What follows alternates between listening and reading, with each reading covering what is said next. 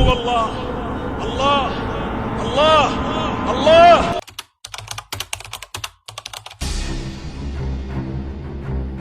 বাহ বাহ, এবছর তো ইনকামের লাইন খুব ভালো। এরকম চলতে থাকলে আমি তো কোটিপতি হয়ে যাবো রে।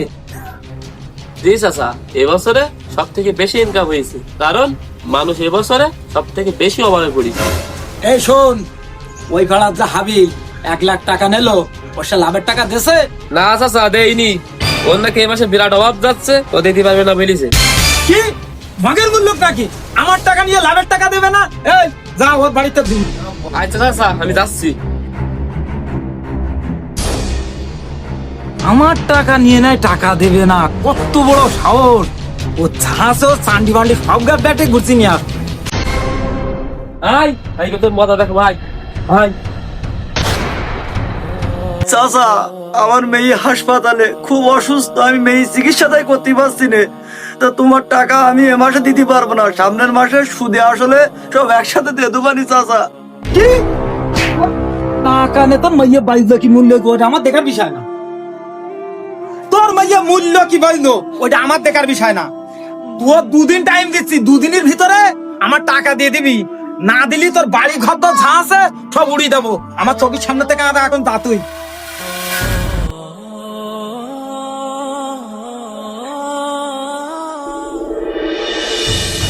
চাচা, মসজিদে কি শুনিসাও? কেন মসজিদে কি হয়েছে? তোমার না মসজিদে সমালোচনা হচ্ছে, সুদ খাও, ইন্টারেস্ট নাও, মানুষের কষ্ট দাও, মায়া দরদ কিছু বোঝো না। কি এ কথা কেটা বলিছে? ওই মসজিদের ইমাম সাহেব। আমার মহল্লার মসজিদ আর আমার নিয়ে সমালোচনা? ও হুজুরির কপাল পুড়িছে। ওই মসজিদই অর্ধেকের বেশি টাকা আমার দেওয়া, আর ওই হুজুরির এত বড় শহর যে আমার নামে এই কথা বলা। এই হাট, হুজুরির পিন্ডি চটকাই দেব। এই হুজুর দাঁড়াও। আসসালামু আলাইকুম চাচা, কিছু বলবেন? ওয়ালাইকুম আসসালাম। আমি কি কি শুনেছি কি ঠিক নাই? কি শুনিছেন চাচা? আমি না ওই সুদ খাই, ইন্টারেস্ট খাই, মানুষের উপরে জুলুম করি, তুই এইসব কথা বলেছি? হ্যাঁ চাচা, বলেছি। আপনি তো সুদ খান, গরিব মানুষের উপরে জুলুম করেন, অত্যাচার করেন। এগুলো করেন কেন?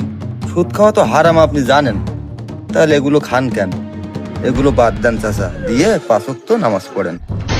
আমি সুদ খাবো কি ঘুষ খাবো কি ইন্টারেস্ট খাবো কি মানুষের উপরে জুলুম করব, কৈফিয়ত তো আমি তোমার দেবো না। তুমি এই বুঝলি চাও তোমার চাকরি নট। চাচা, এটা আপনার কেমন কথা? সত্যি কথা বললি চাকরি হারাতে হবে? আপনি যেটা খান, সুদ ঘুষ, মানুষের উপর অত্যাচার করেন, এগুলো তো ঠিক না। সে কথাটা আমি বলতে পারবো না। আপনি ভালো হয়ে যান, ঠিক আছে?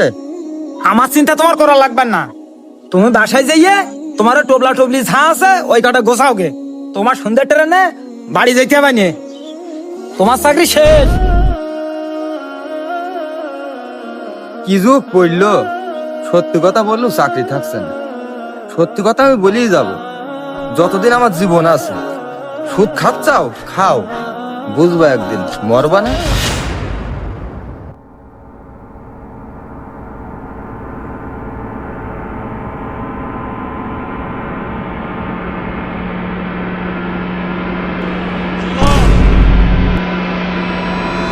من هو الله الله الله الله هو الرب هو الإله هو الواحد.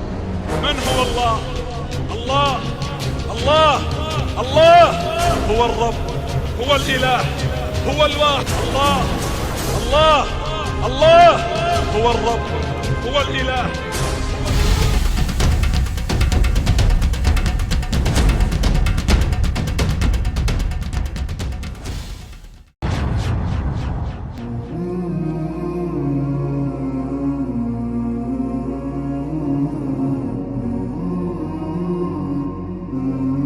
চাচা, আরে ওঠেন ওঠেন ওঠেন। চাচা, হঠাৎ করে আপনার কি এমন হইলো? অজ্ঞান হয়ে গেলেন, আবার আমার কাছে আসলেন, একটু বলেন দিন শুনি। হুজুর, আমি একটা কথা জানতে আইছি। চাচা, কি এমন কথা যে আপনি আমার কাছে আসলেন? হুজুর, আমি আজব একটা জিনিস দেখে আসলাম। আমাদের যে কবরস্থান আছে না, ওইখানে আমি দুপুরবেলা ওই সাইডে আসছি। আমাদের যে কোনায় যে কবরটা, ওইখানে আসার পরে বিকট একটা আওয়াজ, আর মনে হচ্ছে যে ওর ভিতরে আযাব হচ্ছে। ও চাচা, এই কথা।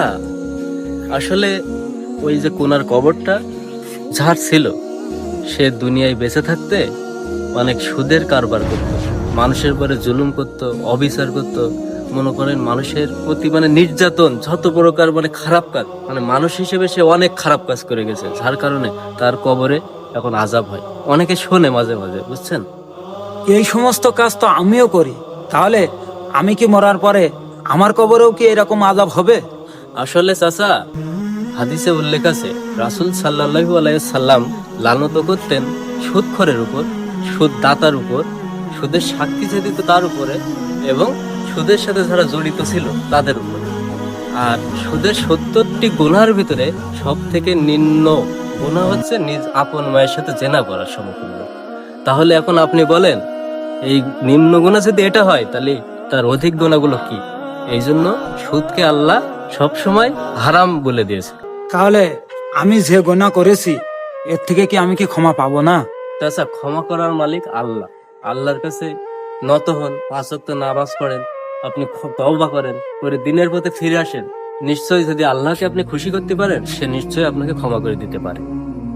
আমি আজকে যে গুনাহ করেছি, সুদ খাইছি, ঘুষ খাইছি, হারাম যত প্রকারের আমি খাইছি, তা আজকে আপনার সাথে কথা দিচ্ছি, যতদিন বেঁচে থাকি আমি খাস দিলে তওবা করব, আল্লাহর রাস্তায় ফিরে আসবো। আর আমি ঝাঁকের কাছ থেকে যে সুদের টাকা, ঘুষির টাকা যাদের কাছ থেকে নিয়েছি, হাত ধরবো, পায়ে ধরবো, তাদের কাছ থেকে ক্ষমা চাবো। আর যাদের যে টাকা দিয়েছি, আমি সব আল্লাহর রাস্তায় সবাই মাফ করে দেবো। আপনি আমার বাবা বুড়ি আমার আচ্ছা ঠিক আছে চাচা, সমস্যা নেই, ক্ষমা করার মালিক তো আমি না। আপনি যাদের সাথে অন্যায় করেছেন তাদের কাছে ক্ষমা চান, আল্লাহর কাছে ক্ষমা চান, নিশ্চয়ই আল্লাহ আপনাকে ক্ষমা করে দিতেও পারে। তাই আপনি আজ থেকে দিনের পথে ফিরে যান, আর 5 ওয়াক্ত নামাজ পড়বেন চাচা। ইনশাআল্লাহ।